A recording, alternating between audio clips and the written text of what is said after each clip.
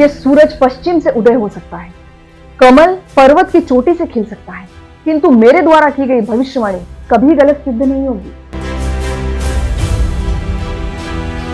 ये सुनकर पूरी दुनिया हैरान। इतना बड़ा दावा आखिर कौन कर सकता है? और इस भविष्यवाणी को अब तक की सबसे बड़ी भविष्यवाणी क्यों माना जा रहा है? आखिर कौन है वो जिसने ये भविष्यवाणी की? और वो ग्रंथ कौन सा है जो इस भविष्यवाणी का आधार है?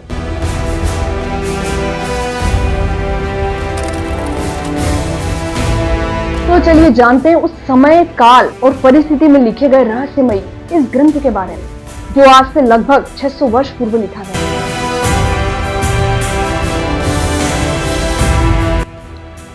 हाल ही में जब एक चील जगन्नाथ मंदिर के शिखर की ध्वजा को अपने पंजों में लेकर उड़ने लगी तो किसी ने इसे अपशकुन माना, तो किसी ने इसे महज एक प्राकृतिक घटना। किंतु आपको ये जानकर आश्चर्य होगा कि इस बारे में इस गुप्त और रहस्यमय ग्रंथ में पहले ही लिखा जा चुका है। और आपको ये भी जानकर हैरानी होगी कि जगन्नाथ मंदिर ही वो स्थान, वो क्षेत्र है जहाँ से भगवान कल्कि के अवतार लेने और कलयुग के समाप्त होने के भी संकेत मिलेंगे, क्योंकि इस गुप्त ग्रंथ में जगन्नाथ मंदिर को लेकर कई सारी भविष्यवाणियां की गई है। पुराणों में भी जगन्नाथपुरी को धरती का वैकुंठ माना गया है, यानी भगवान विष्णु का निवास स्थान। इसलिए यदि यहाँ पर कुछ अनएक्सपेक्टेड घटना होती है तो पूरी दुनिया का ध्यान जाता है।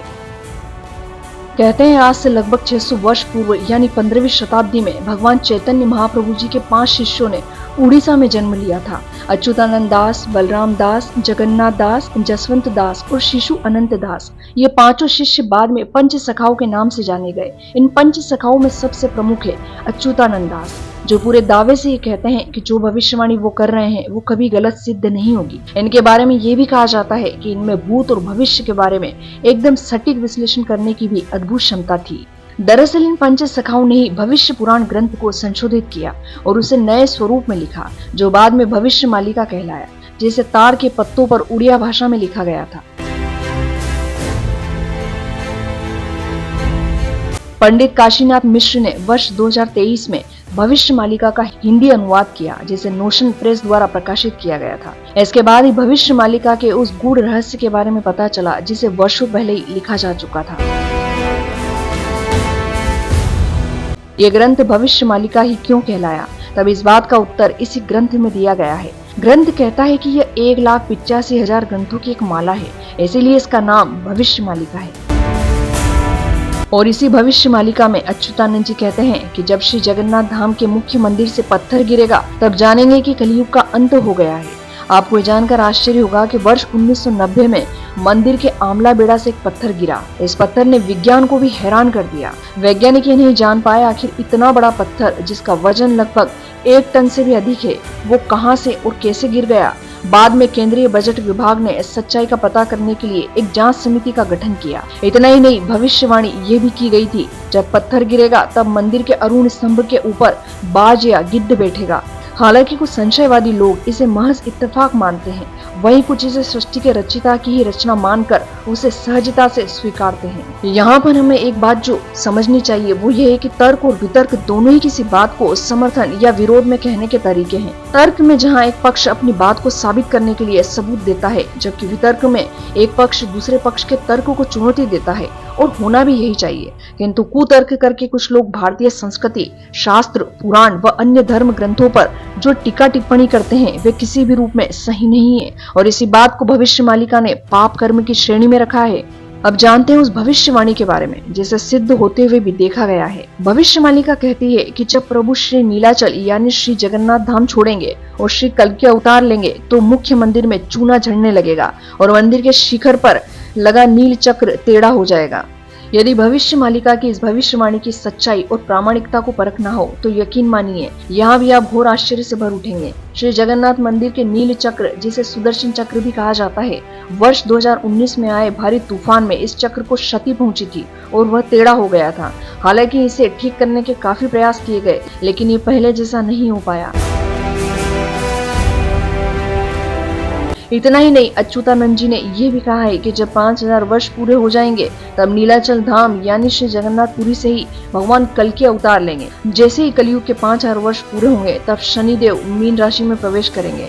इसके बाद पूरी दुनिया को भयंकर आपदाओं का सामना करना पड़ेगा। इस समय तृतीय विश्व युद्ध, भूकंप, अकाल, महामारी और खाद्य संकट जैसी समस्याएं अपने विकराल रूप में होगी। इतना ही नहीं, सभी वैज्ञानिक यंत्र, उपकरण, कंप्यूटर, मानव निर्मित उपग्रह जिसे सैटेलाइट भी कहा जाता है, वो सभी काम करना बंद कर देंगे। हालांकि कोरोना जैसी भयंकर महामारी को हम सभी देख चुके हैं, जिसने पूरे विश्व में बड़ी तबाही मचाई थी। भविष्य मालिका ने जिस समय और काल का संकेत दिया था वो वर्तमान समय यानी वर्ष 2025 है, जहां इस वक्त हम खड़े हैं। इतना ही नहीं, 29 मार्च 2025 को शनि ग्रह ने मीन राशि में प्रवेश किया है, जैसा कि भविष्यवाणी में बताया गया है। माना जाता है कि शनि कर्म प्रधान ग्रह है जो व्यक्ति के कर्मों का फल निर्धारित करते हैं। भविष्य में ये समय अवश्य ही आएगा। शायद इसीलिए भविष्य मालिका में बार बार इसी बात पर जोर दिया गया है कि मनुष्य को संयमित रहते हुए सभी के साथ अच्छा व्यवहार और सत्कर्म करने की आवश्यकता है। भविष्य मालिका से मिले इन संकेतों के बाद अब जानते हैं कलयुग की शुरुआत होने से जुड़े उन तथ्यों के बारे में जो हमारे अन्य धर्म ग्रंथों में भी पहले ही लिखे जा चुके हैं। मनुस्मृति, जो हमारे सनातन धर्म में प्राचीन स्मृति ग्रंथ है, वो ये कहता है कि वैसे तो कलयुग की आयु जो है वो 4,32,000 है, लेकिन कलयुग में पाप कर्म इतने अधिक बढ़ जाएंगे कि कलयुग की आयु घटकर 4,27,200 वर्ष रह जाएगी। यानी कि कलयुग की जो वास्तविक आयु है वो 4,800 वर्ष रह जाएगी। अच्युतानंद जी ने मनुस्मृति में लिखी हुई कलयुग की आयु में 200 वर्ष और जोड़ दिए हैं। यानी भविष्य मालिका के अनुसार कलयुग 4,800 वर्ष की बजाय 5,000 वर्ष में पूर्ण होगा और यही वो समय होगा जब भक्त और भगवान की लीलाएं देखने को मिलेगी। किंतु यहाँ पर भविष्य मालिका उन 35 पाप कर्मों के बारे में भी बताती है जिसकी वजह से कलयुग की उम्र कम होगी, जैसे माता पिता, पति पत्नी व बच्चों की हत्या, भ्रूण हत्या, गो हत्या, छल कपट या शास्त्रों की निंदा करना, तुलसी का अपमान करना, ईश्वर प्रतिमा का अनादर करना, पराई स्त्री का हरण आदि। इन सभी में गो हत्या को सबसे बड़ा पाप माना गया है। विभिन्न शास्त्र, पुराण और मालिका ग्रंथों से यह प्रमाण मिलता है कि अनेक पाप कर्मों के कारण ही युग की आयु कम होती है और कलयुग की आयु में भी उसी वजह से कमी होकर वह सिर्फ 5,000 वर्ष का रह गया है। इतना ही नहीं, इन शास्त्र पुराणों में वर्णित गणना को देखें तो वर्तमान में कलयुग का 5,125वां साल चल रहा है, यानी कलयुग पूरे तौर पर समाप्त हो चुका है। भविष्य मालिका के अनुसार 2032 तक सतयुग की शुरुआत होगी। इतना ही नहीं, इस वक्त विश्व के सारे धर्मों को मिलाकर एक ही धर्म स्थापित होगा और वो होगा सनातन धर्म। इन सभी घटनाओं में कितना सच है और कितना विज्ञान है, ये मानना और समझना आपके विवेक पर डिपेंड करता है। आप भविष्य मालिका ग्रंथ और इसमें लिखी भविष्यवाणियों के बारे में क्या सोचते हैं, हमें कमेंट करके अवश्य बताइएगा।